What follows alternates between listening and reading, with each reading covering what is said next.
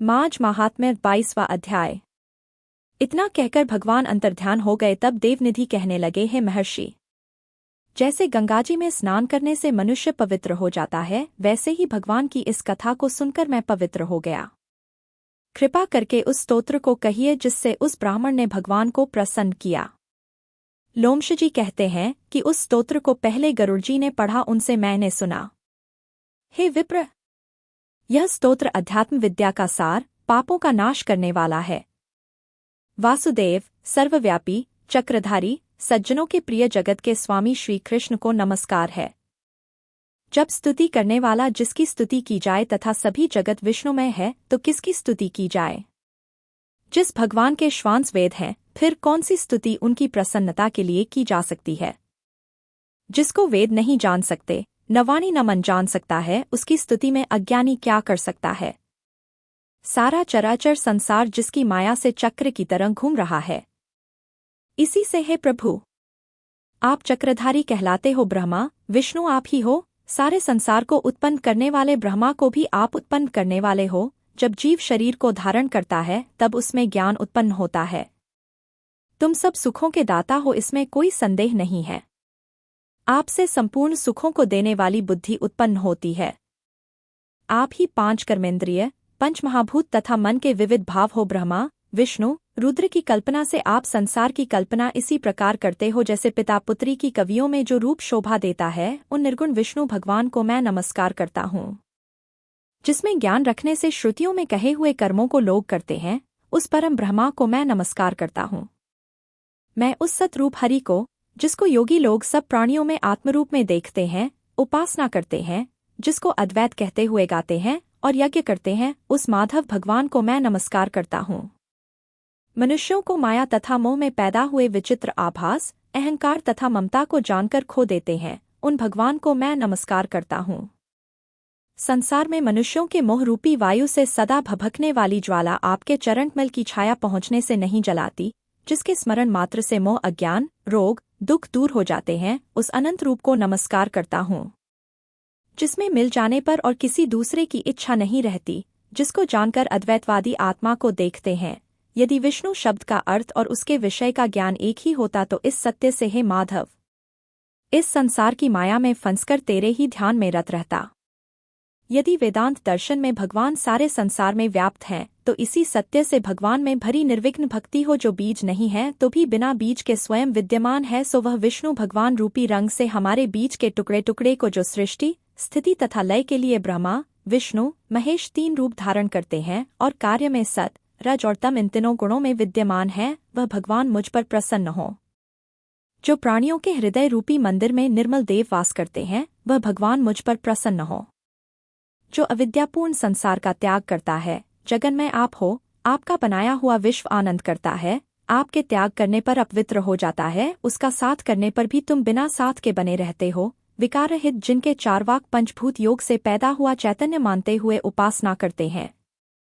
जैन लोग आपको शरीर का परिणाम मानते हैं और सांख्यवादी तुम्ही को प्रकृति से परे पुरुष मानकर ध्यान करते हैं। जन्म इत्यादि से रहित चैतन्य रूप सदा आनंद स्वरूप उपनिषद जिसकी महिमा गाते हैं। आकाशादि 5 महाभूत देह, मन, बुद्धि, इंद्रिया सब कुछ तुम ही हो, तुमसे अलग और कुछ नहीं।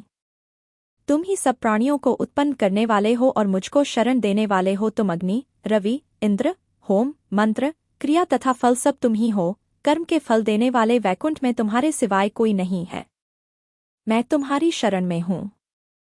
सब प्राणियों के हेतु तथा उनको शरण देने वाले तुम ही हो। जैसे युवा पुरुष की युवती में और युवती की युवा में प्रीति होती है, वैसी मेरी प्रीति तुम में हो। जो पापी भी आपको प्रणाम करता है, उसको यमदूत से नहीं देखते हैं। जैसे उल्लू सूर्य को डोट प्रत्येक पाप मनुष्य को उस समय तक ही सुख देते हैं, जब तक वह आपके चरणकमलों का सहारा नहीं लेता। जिसको गुण, जाति तथा धर्म को स्पर्श नहीं कर सकते तथा गतियाँ भी स्पर्श नहीं करती, जो इंद्रियों के वशीभूत नहीं है, जिनका बड़े बड़े मुनि लोग साक्षात नहीं कर सकते, उन भगवान को मैं नमस्कार करता हूँ। जितने ज्ञान रूपी सुंदर गुण हैं, जिन्होंने सुख स्वरूप मोक्ष रूपी लक्ष्मी का आलिंगन किया, जिन्होंने आत्मस्वरूप सुख भोगा है और जिन्होंने ध्यान रूप से मृत्यु को वश में कर लिया है, से मुनियों से सेवित भगवान को नमस्कार है।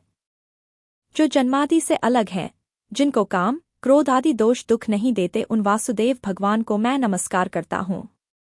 जिनके ज्ञान की गति से अविद्या रूपी मल शुद्ध हो जाता है, जिनके ज्ञान रूपी शस्त्र से संसार रूपी शत्रु का नाश हो जाता है, उन दुखों के नाश करने वाले को मैं नमस्कार करता हूँ। जिस प्रकार सब स्थावर जंगम संसार को उत्पन्न करते हैं, इसी सत्य से भगवान मुझको दर्शन दें। इस प्रकार उसकी सच्ची भक्ति देखकर भगवान ने प्रसन्न होकर उस ब्राह्मण को दर्शन दिए और ब्राह्मण की स्तुति से प्रसन्न होकर तथा उसको वरदान देकर भगवान अंतर्ध्यान हो गए और वह ब्राह्मण कृतकृत्य होकर भगवान में लीन हो गया और शिष्यों के साथ स्तोत्र पढ़ता हुआ तपोवन में रहने लगा। जो कोई स्तोत्र को पढ़ता अथवा सुनता है, उसकी बुद्धि पाप में नहीं लगती और न ही बुरा फल देखता है। इसके कीर्तन से मनुष्यों की बुद्धि, मन तथा इंद्रियां स्वस्थ होती हैं। जो भक्तिपूर्वक इसके अर्थ को विचार कर इसका जप करता है, वह वैष्णव पद को प्राप्त होता है। इसके सदैव पढ़ने से मनवांछित कार्य सिद्ध हो जाते हैं। मनुष्य सुपुत्र पाता है तथा धन, पराक्रम और चिरायु प्राप्त करता है। इसके पाठ से बुद्धि, धन, यश, कीर्ति, ज्ञान तथा धर्म बढ़ते हैं। दुष्ट ग्रहों की शांति होती है। यह व्याधियों व अनिष्टों को दूर करता है, दुर्गति से तारता है। इसके पढ़ने से सिंह, व्याघ्र, चोर, भूत, देव, पिशाच और राक्षस का भय नहीं रहता। जो भगवान का पूजन करके इस स्तोत्र को पढ़ता है, वह पापों से ही अलग रहता है, जैसे जल पंख से कमल। जो इस स्तोत्र को 1 काल, 2 काल या 3 काल पढ़ता है, वह अक्षय फल प्राप्त करता है। जो मनुष्य प्रात काल इस स्तोत्र का पाठ करता है, वह इस लोक और परलोक में अक्षय सुख पाता है।